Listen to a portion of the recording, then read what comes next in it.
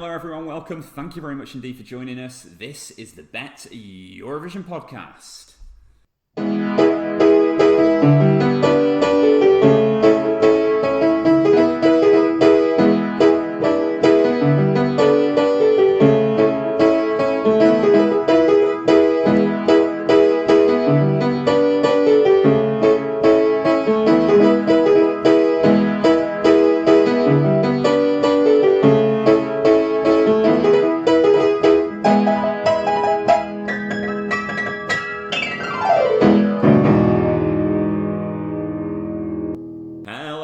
Thank you very much indeed for being here. You're with us on the BetEurovision podcast. I'm Simon, and I'm joined, as always, by the resident Eurovision expert here on the BetEurovision podcast. It's Ben Lyd Robertson. Lyd, hello to you. Hello there, Simon. How are you doing? I am doing all right. Yeah, we've got to talk about this stupid virus, there, haven't we? We have, and I'm afraid we're going to be talking about it quite a bit on today's episode. But yeah, we have. I mean, we are, as we're recording this, we're still in late December, and restrictions are starting to tighten again here in the UK, across most of Europe, and obviously you're in Stockholm, aren't you? And I think the restrictions are pretty tight there as well, aren't they? The tightest they've been, absolutely. Yeah, so difficult times for everyone really, and yeah, we are as opposed to providing a bit of escapism today, we're actually going to talk a little bit about the virus and the potential impact on the competition. I reckon it's going to affect betting. It's going to affect the song contest. It could affect who wins. It could. So Put it straight out there. Yeah. It absolutely. So it's really important that we talk about it. I think so we can't really discuss what we're discussing without touching on it really. So we're going to do that today. So we'll get into a little bit about that as we go on. So I mean, first thing I suppose is obviously, blimey, this time 12 months ago. Think about it. I don't think I even knew that. Well, actually, maybe around 12 months ago was when we were first hearing about the virus in China and the outbreaks in Wuhan originally. But I'll say like 14, 15 months ago. I genuinely think if someone had told me that had been a virus affect the whole globe, a global pandemic, and it would have panned out like it had, I'm not sure I would have believed it would have been possible to have this level of destruction in this day and age. Really, it's so strange to think, isn't it? It's sad in the sense that the 21st century has been afflicted by this. Yes, that's fair. I think I have a memory of transiting through Amsterdam airport, of all things, on my way to Linköping for the first Melody Festival semi-final at the end of January. So that was end of January 2020, End of January 2020. Yeah.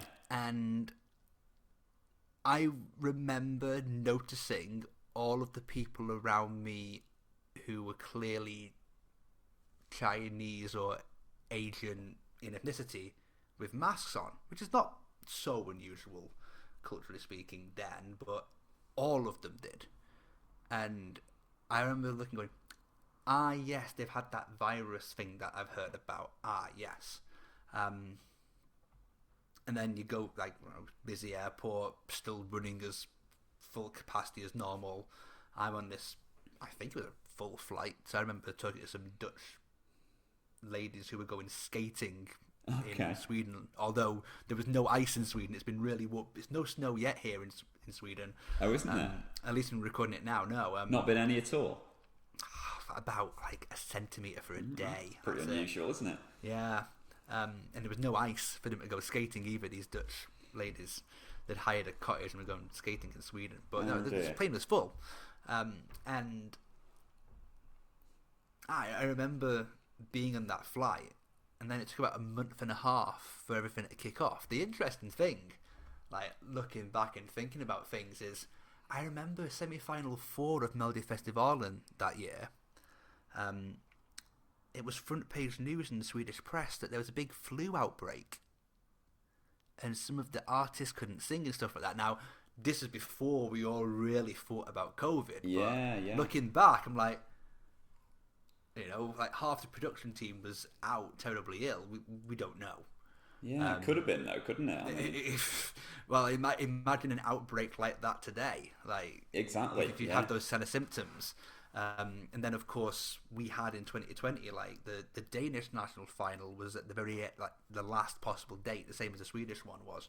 Sweden had 30,000 people in Friends Arena, and Denmark had the most bizarre thing where they cancelled the audience the day before the show. So all the camera angles and rehearsals were for a full audience, and there was nobody there.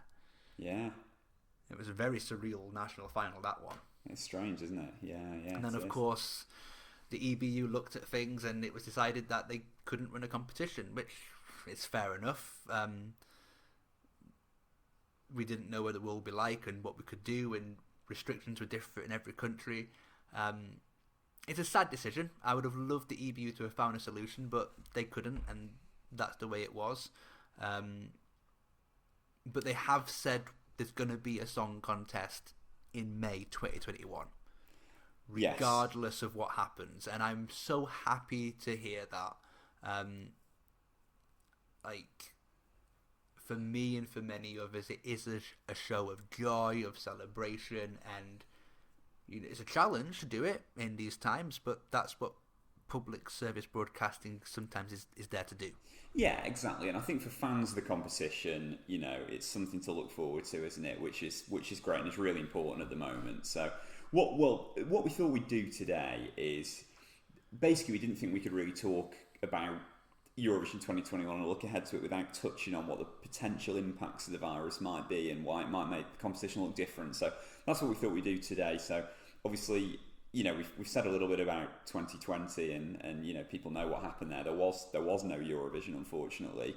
As you say, there's been a commitment that there will be a Eurovision Song Contest in 2021, but I think I understand, and hopefully you'll be able to talk in more detail and with more authority on this than me. I understand they've laid out, the EBU, 4 different scenarios for what it might look like. Is that right?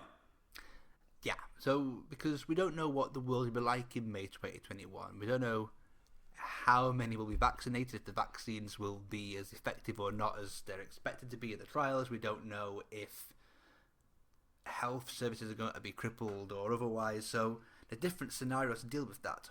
You've got, like, you know, from a best to worst situation here, you've got the best case scenario is the world is perfectly as normal. We can go back and we can run a full Eurovision Song Contest just like we used to do. Fantastic. Fingers Would crossed. love to see it. At the moment, the way the world is, not looking very likely. The chances feel slim, don't they, unfortunately? They do. There's no betting on this, thank goodness. Yes. Scenario D, the worst case scenario, is actually very similar to what we saw for the Junior Eurovision Song Contest at the end of November, which was the show was held in the host country by the host broadcaster, but the artists could build their own mini stage in their host country and perform the song there. Yeah. So that way you have to massively reduce the travelling time, the people congregating in one place, so on. So it's far less risky, and it's something that every public broadcaster, with certainly the amount of time they've got to prepare, can do, so there is a Eurovision.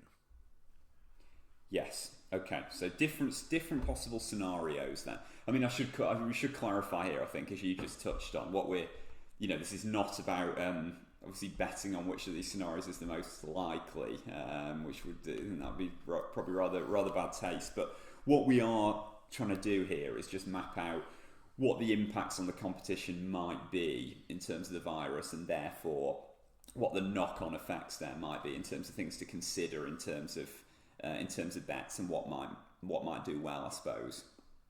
Well, absolutely, because, you know, things like having a home audience cheering you on, things like having a crowd clapping along to you, things like having a big stage that can have fireworks and special effects and things that you can't do at home, they all affect the song contest. They affect the quality of the show. They affect the success of the songs. Yeah. So that's the angle we're coming at with this. Exactly. Yeah. And actually, we've seen it a little bit in football. You know, in the Premier League, for example, there's been, this season so far, I've been watching a lot of football. There's little else to do really. So, but you've seen loads more away wins, for example. Home advantage is much less significant. There's no crowds in, so there's very little difference between playing at home and away. So that has shifted things a little bit, and we expect there'll be some similar kind of shifts with Eurovision and things to think about. So just before we get into that in a bit more detail, well, I'll put you on the spot here, Lyd, and we'll put a big caveat against this. Obviously, no one knows what's going to happen, but you got any inkling at this point as to which of those 4 scenarios you think's the most likely come May? Well, the problem we've got is that we'll need to decide fairly soon. There'll be a head of delegation meeting in the middle of March, and I think an announcement soon after that would be the very latest it could be. So, because if you're doing a full Eurovision, you need to build a full stage and have standing rehearsals. So you need to decide that. End of March would be the very latest I can imagine you giving a go ahead for that. So we're not looking likely that enough of Europe is stable enough by that point to be as normal. I'd love it to be that way. I really would. But you're gonna say which one you think, or are you sitting on the fence? I don't know if I'm gonna say which one it is. I would love to see A, but I really like to see Eurovision just be this explosion of life that's coming back to the world. Scenario D is interesting. This idea of being in your home country, and the EBU have put in quite a few little stipulations about how that should be done, and also having a backup tape done, and it'll probably be a pre-recorded contest. I certainly think they've done Junior Eurovision like that as a type of practice, and it would be that's a sensible thing to do. Of course they've done that. What was the view on Junior Eurovision in terms of how it worked? Did it go down well or not? It went down fine. There's one issue from an issue of fairness, in that in Junior Eurovision you're allowed to have backing vocals on the tape. Okay. And that is a rule that I believe for next year they have allowed backing vocals on the tape because of the pandemic. Sure. I think that's a terrible excuse, personally. We've got a new executive supervisor, Martin Österdahl, who is Swedish crime writer. He is a Swedish crime writer, yes. Yeah. And amongst many other things as well. Yeah. But in Sweden, Melodifestivalen has backing vocals on the tape. So we've made that step change there. And the problem in Junior Eurovision was some of the backing vocals on the tape were so prominent. There was lots of accusations of some of the artists miming. The EBU have denied this, and it's probably that they weren't high enough in the mix, and they maybe had their own voice on the backing vocals, which it gets into a little bit of funny territory there with what people perceive the rules to be. And it's more about perception. But certainly, when we're looking at songs and their performances, you would hope and expect, if you're in your home country and you're singing your song in a little TV studio, that you can hit the vocal. Yeah. You're not going to have so much adrenaline and tension and things going wrong compared to a stage. So, yeah. Yeah, it's a tricky one, isn't it? And obviously, we haven't got a crystal ball, so hard to predict how it'll pan out. But certainly things to think about and consider. Okay, so let's get into that in a bit more detail in just a minute as we talk about some of these possible scenarios and what the impacts of them might be, and some things for people to look out for, I suppose, and consider in more detail. So we'll have a look at that in just a minute.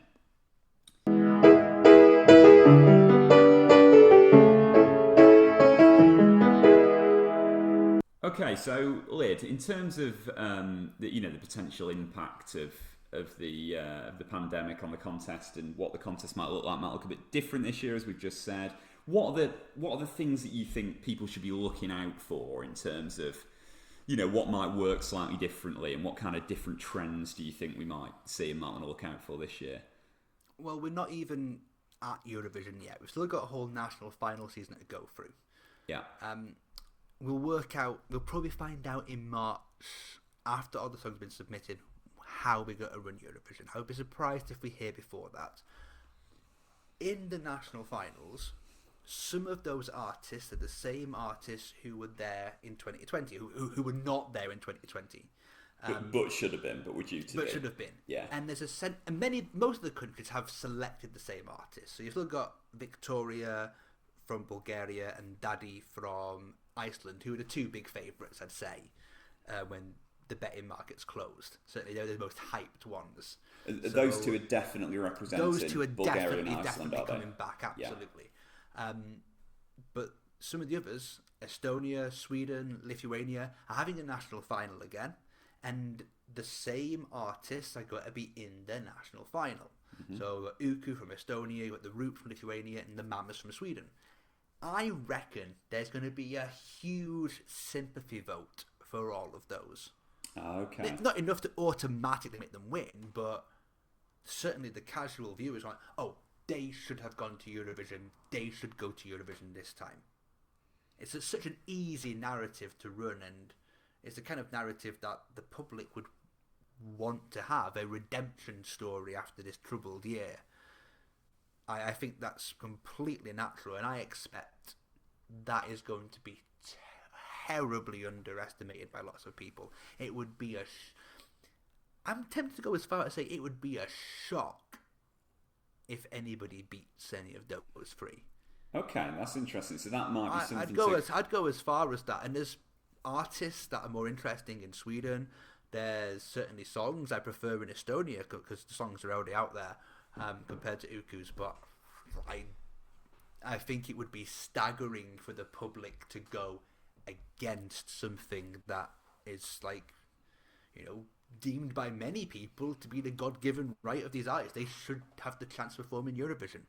Yeah, well, exactly. Given they were selected, they've already been selected once. Yeah, no, I think that's a good point. Actually, I think there may well be something in that. So yeah, possibly greater chance of those artists that were due to represent countries in 2020 getting reselected in 2021, in addition to the ones that we already know are guaranteed to be coming back. So yeah, no, that's something to look out for. I suppose the other thing is, I don't know if this is overthinking it a little bit or not, but do you think there's anything in the kind of songs that are going to do well this year? Given it's been a pretty downbeat year, hasn't it, for various reasons? Are people going to want more kind of upbeat, high tempo, fun kind of songs? Are they more likely to do well this year, or is that overthinking it, do you think? With a little bit of hesitation, I say yes. Okay. I noticed this of Junior Eurovision. France won, and France had a little girl called Valentina with a little boppy song called J'imagine. I imagine, that's about the extent of my French, but I think you're the one of us who does speak French, so I hope you. Now, that song and that performance, it was cute and it was happy. And so many of the comments I saw afterwards were, oh, after this year, we just wanted to have a happy song. Yeah, okay. And these are people who maybe don't follow I follow the junior contest quite a lot. I've done the radio commentary for it a few times.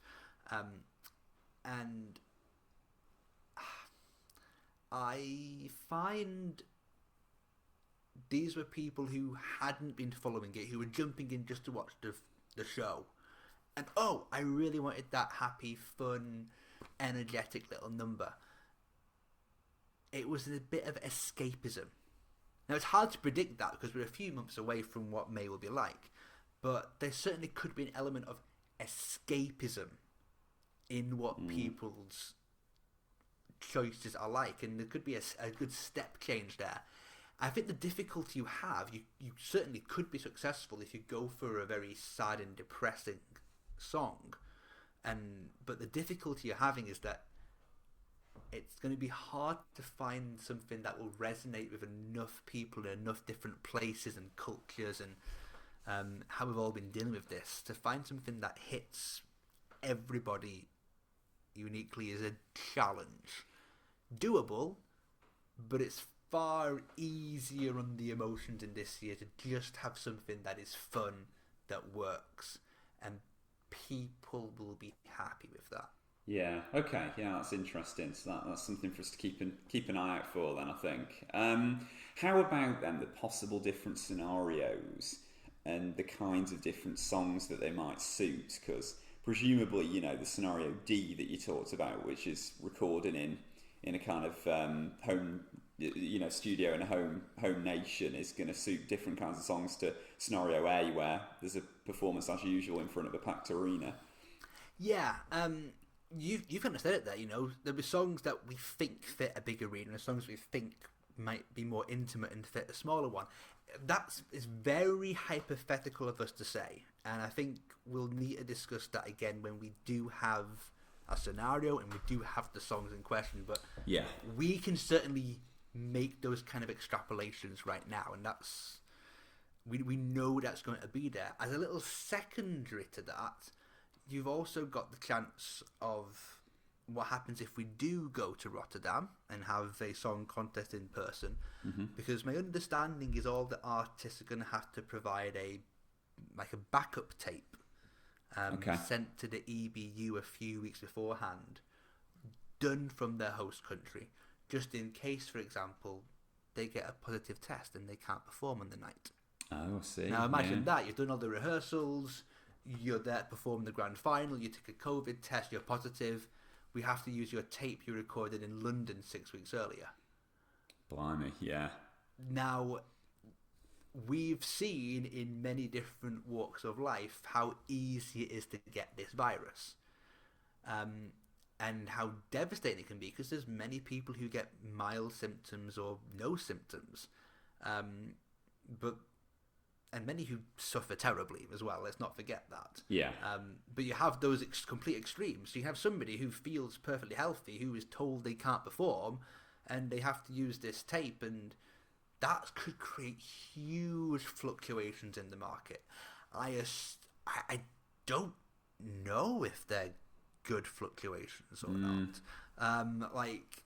My suspicion is that anybody who isn't performing live in that context would struggle, but it depends on the song and if there could be a narrative behind it. Yeah, I don't know.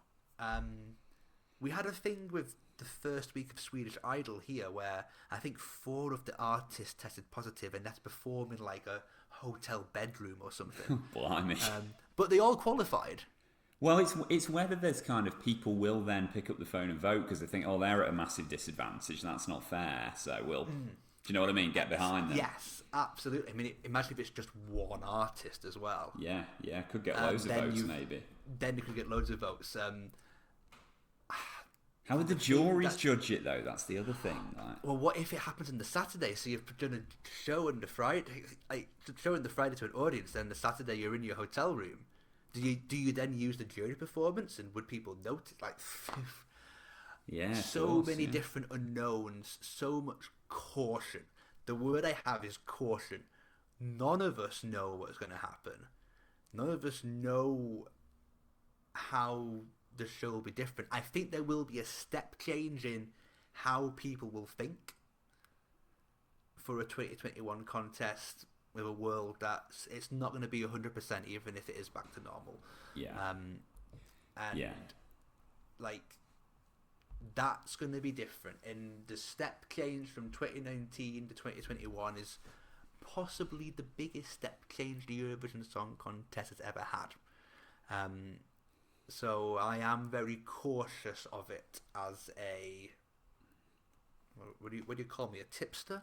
I think we can call you a tipster, yeah, definitely. I've not tipped anything yet. We have to do some tipping, won't we? I hope you're going to be a When do we have to do tipster. some tipping? Yeah, absolutely. It is, Lid. That's right. It is about time for some tipping. We're nearly getting to that time of the season now, so very soon will be international finals, and they'll be happening. They'll come quite thick and fast. So yes, we'll be providing regular tips, courtesy of yourself. And what we're also going to do is we're going to keep a log of all those tips. So we'll have a spreadsheet or something similar where we can see all the tips that you've made, and we'll track the success of each one as we go through the season. So it'd be nice and easy for the listeners to see how successful they've been. So look forward to hearing those tips as all and when the they come. pressure on me, then. Thank you very much. Oh, absolutely, yeah. Well, you're the man that's here to provide the tips. So and as I say, to pile some more pressure on.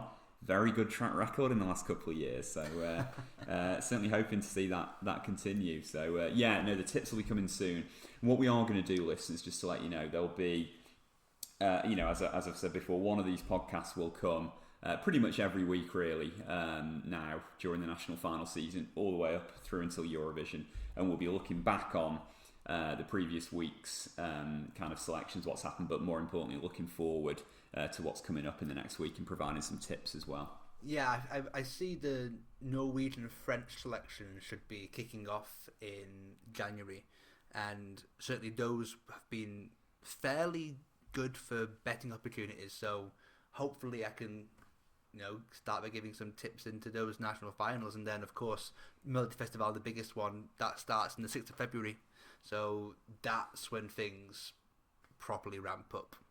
Yeah, absolutely, and it'll be coming thick and fast at that point, won't it? Which will be great. So really, this is the end of our sort of introductory set of podcasts, and as of the next one, which will be dropping very, very soon, as Lyd says, we'll start looking ahead to those national selections, and it'll be time to start providing some tips for you. So we'll very much look forward to that. Thanks for joining us so far. Lyd, thanks very much for your time again today. Yeah, and thank you to the listeners. If you're still listening to us waffling on, then we really appreciate it. Well, again, I hope Simon does anyway. I do, definitely. Really appreciate it for sure. And we're getting into the business period of it now where the tips are going to come thick and fast. So thanks for sticking with us so far. Really do appreciate you joining us and listening in. And Lyd, thanks very much to you as well. I'll look forward to catching up with you next time. I take care. Yeah, thanks very much. Same to you. And listeners, take care as well. We'll look forward to seeing you next time. Thanks very much. Take care. Bye-bye.